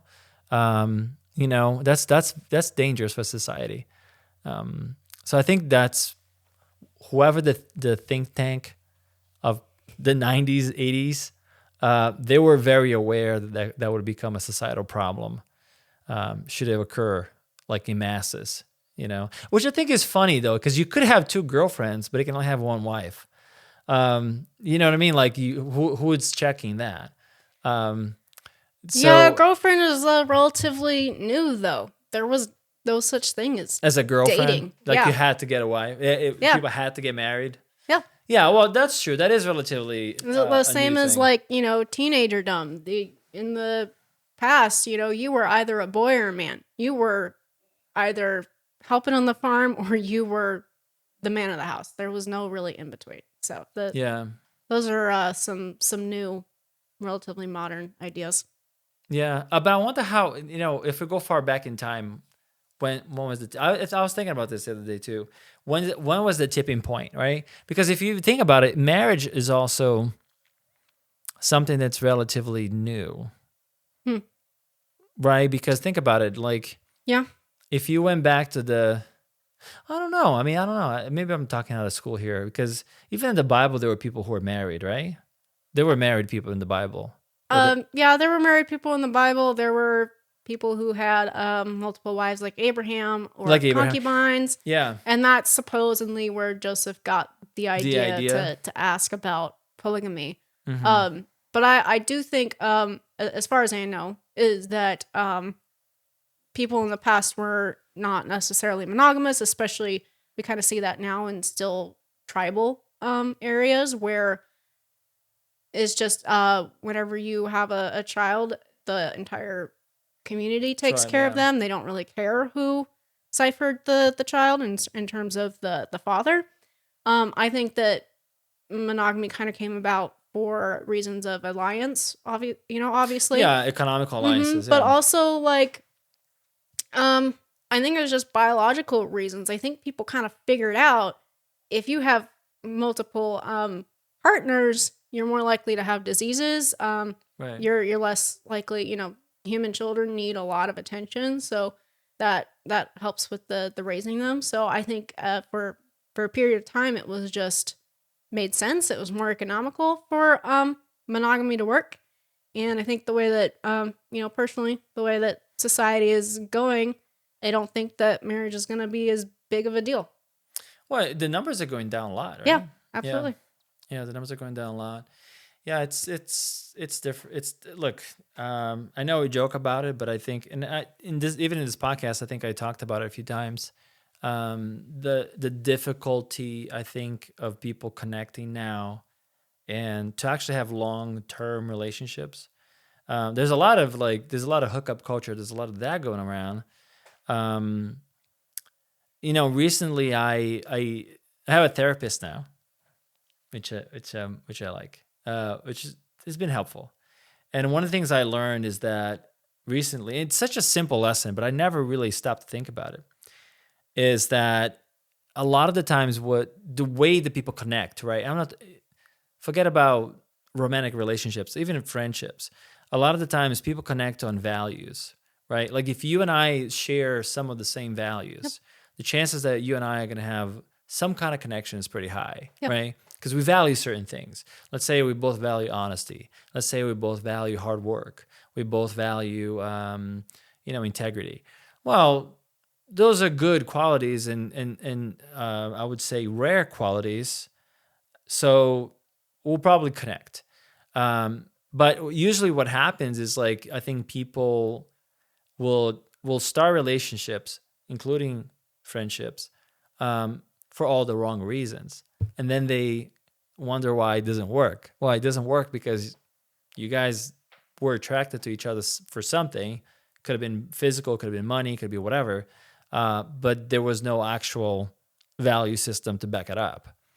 So I don't know. For me, like that was an aha moment when I kind of figured this out with the therapist. So, anyways, so therapy works, people. Yeah, I agree. Sometimes. I think I think for me the time when I was signed up for therapy, I did it every other week. That was bad for me because I like forgot that I had it on the weeks that I had it. So you would think like you miss it? Or, regularity is the key. I think so. I think with most things it's that. It's the consistency. Absolutely. Yeah. It's interesting because I am not familiar with the history of Joseph Smith. Yeah, and let's talk about that a little bit more. So, enlighten us with the history lesson. Of course, yeah. So, I'll mention. We'll go back to the fact that he launched a campaign for presidency in 1844, same year that he was martyred. He ran primarily on the platform of religious freedom and protecting his own flock. But he also had a platform that wanted the closure of the growing prison system. He wanted to decrease the House of Representatives. I'm not really sure why on that one. But he wanted to charter a new national bank. He promoted national expansion conditioned upon receiving the consent of the American Indians. And he called for the abolition of slavery in the United States by the government using the revenues generated from the sale of federal lands to purchase the freedom of the slaves. So if you look at this, and the biggest blot on Joseph Smith really is his polygamy, the way that he practiced it. A lot of people will, kind of come to this conclusion. They believe that Joseph Smith was a prophet of God. He was fallen because of his polygamy, but everything else that he did was okay. Was okay. Yeah. And if you personally, though, even if that's true, I have a problem, very, very much so, with Brigham Young. So the way that Brigham Young had even more wives than Joseph Smith did in similar ways, and then he also was very racist. He was not an abolitionist. He was pro-slavery. He would not give African Americans the priesthood, even after Joseph Smith in his lifetime had conferred at least one black man had given him the priesthood. And Brigham Young also taught this thing called the blood atonement. There is some evidence that Joseph Smith kind of came up with this idea, or at least gave Brigham the idea, and he ran with it. But the blood atonement is the idea that there's some sins that the atonement of Jesus Christ does not cover. And the only way to save this person's soul is to spill their blood upon the ground. Oh wow! It's. Killing the person, or killing the person. Okay. There were some people that would come to Brigham Young, that would ask to be blood atoned.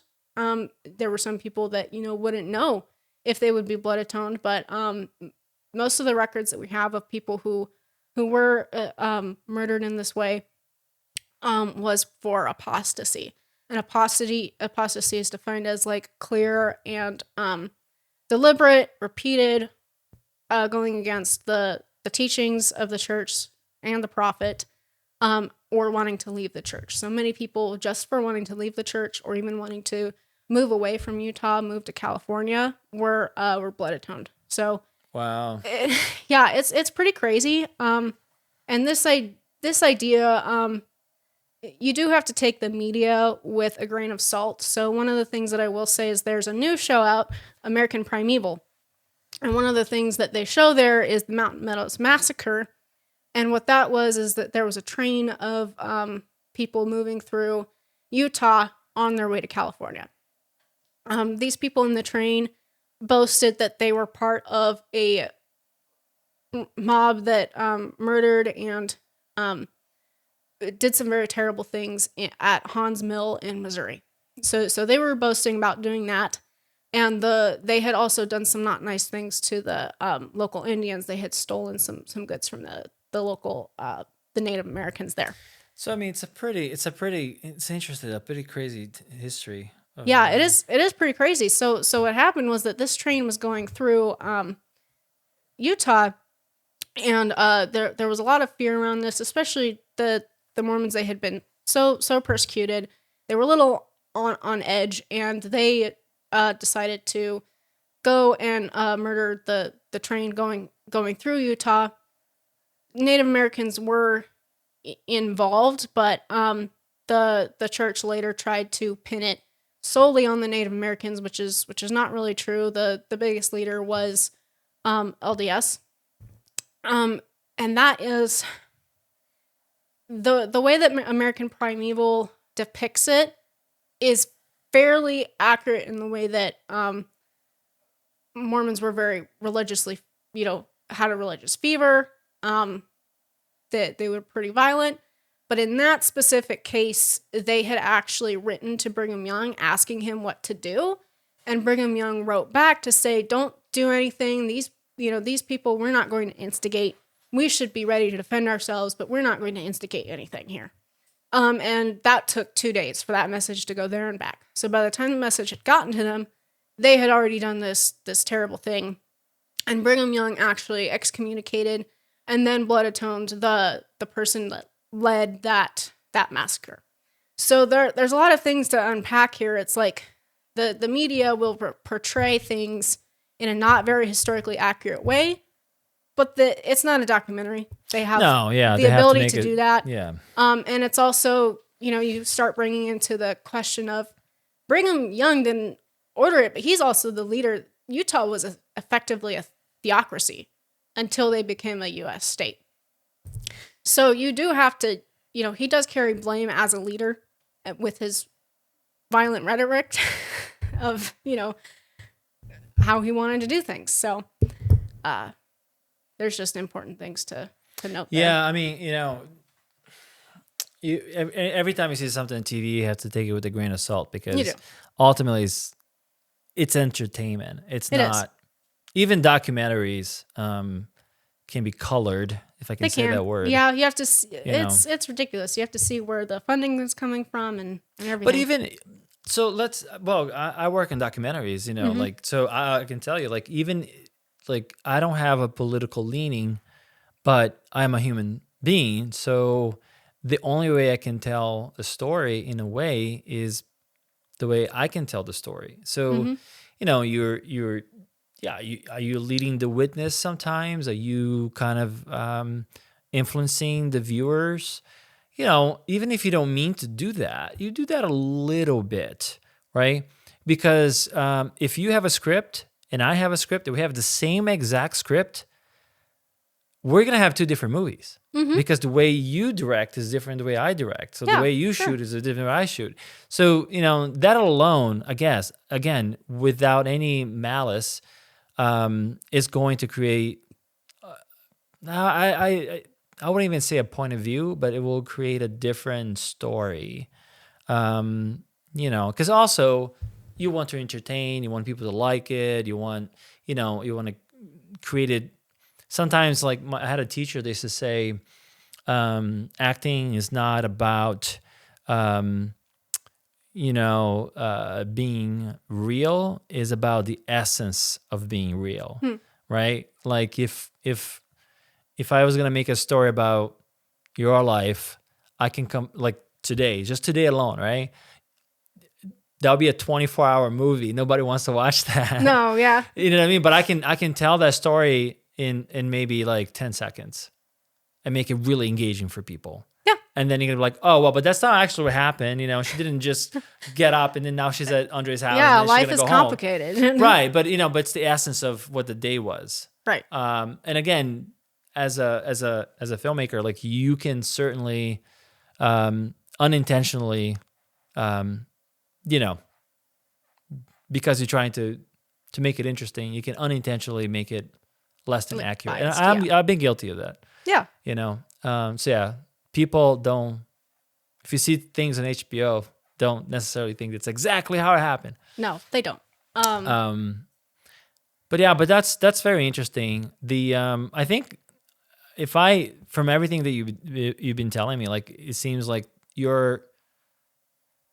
I don't say you're saving grace because I think ultimately you would have probably come up with this conclusion. But like the thing that helped a lot was your parents. Yeah. Kind of like, for me it was the opposite. My mother is like super religious. She still is. It's like I had many fights with her about that stuff. I had the other side of the coin. Yeah. With your mom wants to bring you back into the church. It is very difficult. And that was, a very good thing on my, when I did decide to not go to church anymore, I'm leaving, I knew that I wasn't going to be disowned.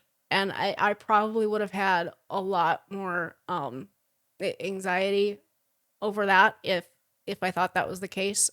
Many people are disowned by their families if they leave the church or if they don't behave in a certain way. Yeah. It's that's very sad. It sucks, man. It does. Who's like that too? Jehovah's Witnesses are like that too. They are. Like they don't like necessarily like kill you and shit, but like I remember I had a friend who said he came to me. He's like, "Oh, Andre, I like you. It would be really cool if we could hang out in heaven, but like if you don't convert, like you're not gonna go to heaven with us. So that's why we need you to convert." Yeah. And I was like, first of all, thank you. Think of me. You want to be in heaven with me? Yeah. Exactly. Pretty so cool. I thought it was a good gesture. I didn't take it offensively in any way. But you see how that is though. It's like if you stop thinking about it, it's kind of crazy. Yeah. That it is crazy. Measure your friendship on that. But yeah. I have an aunt she's Jehovah's Witness, but she doesn't bother. She doesn't bother us. No, and part of the thing, when you invited me to be on here, and they said, he said, "Oh, if you're comfortable talking about your experience, I'd love to have you here." And I love talking about it specifically because I have a lot of friends that are ex-Mormon and ex-Jehovah's Witness, even very Southern Baptists, and I personally don't like to use the word trauma, not applied to myself the way that trauma typically. My ex-husband had PTSD, and there were so many other people that had more terrible experiences than I did. My experience doesn't bother me on a day-to-day basis, so I don't use the word trauma with myself. But when I connect with other people over these shared experiences, trauma bonding, if you will, it's what I love about talking about these things is that we can start to heal when we talk about it. And that's part of the issue and the culture of the church right now. You're not allowed to say anything against the prophets. You're not allowed to, even if things do change, especially within the temple rituals, you're not allowed to talk about it. And it causes a lot of hurt. Yeah. So have you met people that had like crazier stories than you as far as leaving and then not being able to come back or? Yeah. Without naming names, of course. Yeah, no, unfortunately, most people who leave are disowned. There are, I don't know that I've known anybody personally that has been abused in the church, but there are plenty of stories out there about that. So yeah, I definitely I really got off lucky, if you will. Yeah, no, I think so. I mean, like we said before, I think you actually, some things, like I remember the difficult times of my life. And I think that they don't necessarily, I mean, I wouldn't want to go back to it, but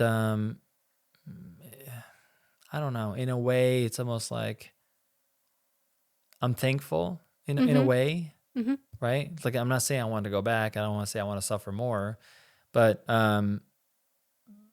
they informed a lot of who I eventually became. Yeah. So, the little bit that I know you, I've seen a lot. I see a lot of positive things that maybe that upbringing that in a way was more traditional. I think I don't know. One man's opinion. I think it was could have been positive, but I also see the staying there forever would have been negative, right? So it's one of those things like you want to suffer just enough for you to learn the lesson and then move on. Yeah. Yeah. Not And stay then stuck there. I agree. You know what I Yeah. mean? And then move on. Yeah. Yeah. And I'm grateful that I feel like I was able to do that. Very very quickly. I was able to move on with my life. I do enjoy learning about cults. I do watch too many documentaries. That's okay. We like Yeah, that. yeah, and that was one of the first documentaries that I watched after my divorce was about Heaven's Gate cult in the 70s. Oh yeah. And they were talking about what makes up a cult, and it's like you have a charismatic leader that you follow. You're not allowed to say anything against the leader. They control who you talk to, what you say, how you dress. And I was sitting there, and I started to have, little bit of a panic. I was like, I was raised in a cult. This realization came upon me. I was like, oh no, this is terrible. And then the next day, I was fine. And it was, I love educating about myself. It's almost like I'm feeding off of this, experience that happened, and I'm learning and I'm growing from it. But I also do, at the same time, I don't categorize myself as traumatized. I live a very, normal life. I have normal anxiety levels, not up here. Yeah, So, no, it doesn't seem to be no. that way. That's good though. I think it's positive that people move on. I think it's not necessarily a bad thing that people have. Like we said before, it's okay to have some adversity. I think that it's okay. And you're able to you're able to reconstruct what life looks for you, what your meaning and purpose is in life. You get to define that big question mark. You get to decide what it is, nobody else. After this terrible thing that happens, something beautiful comes out of it. That's actually can't really show you now, but I have a tattoo on my back. It is of a lotus flower, and that came out of when I was studying other world religions. And it's a Buddhist symbol where essentially the meaning is that a lotus flower will grow in a swamp, and the swamp is like this dirtiest, most nastiest thing you can think of, but something beautiful still comes out of that. And so I really took that, and I saw that as like, okay, my marriage wasn't great. The church does some things that I don't agree with, but it made me who I am today, and I'm able to, learn and grow from that. So that's the tattoo that I have, and it really means something to me. I think that's pretty cool. Yeah. Do you, and we can close with this, but do you feel that you are still, I don't even say the word religious now, but do you still find that you're searching for something like that? No, I don't find that I'm searching for anything. Again, I really, what I've come to decide, the great outdoors is my church. It's my new church. If I'm outside on Sunday, I mark that off as going to church. And, again, I don't really believe in any deity. I believe in more of like a collective consciousness. I don't believe that reincarnation is really a thing. At least I hope it's not. And I don't. You don't want to come back as a dog or a snake or anything? No, I'm good. If I come back, I'm like come back as a cat.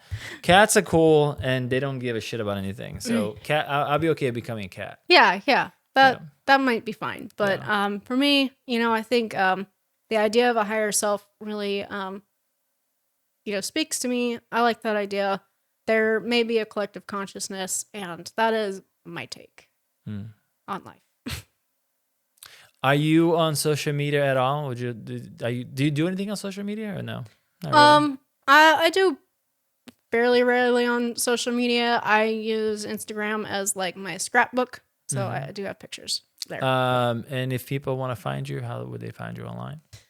Yeah, let me make sure that handle is correct.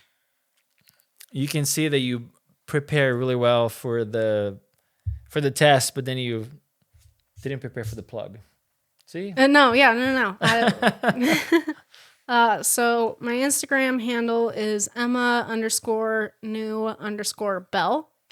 And I, if you're looking for post Mormon or Mormon content, you won't find that there. You'll find a lot of cosplay. But what I would recommend is Dr. Julie Hanks. So she is LDS, and most of her content is around coaching, specifically women of how to live healthier lives within the Mormon Church. And if you decide to leave the church, or if one of your a friend or a relative leaves the church, you get to, she talks about how to maintain those relationships, how to have healthy boundaries, and how to connect with each other. So I would recommend Dr. Julie Hanks. All right. Well, it sounds good. All right, everybody. This is it. We'll see you next time. Thank you. You've just been getting away with things. So what I'm going to do is give you 20 years to do 20 years. No probation, no parole. What? That wasn't seen. Didn't see that coming, So I got all these good character witnesses about how good I was. But of course I was good those 2 years in between before I got introduced to alcohol and trying to get money and stuff. So, side note, don't believe rap music. Sounds good. When you get in the shootouts and stuff, there's repercussions at some point if they catch you.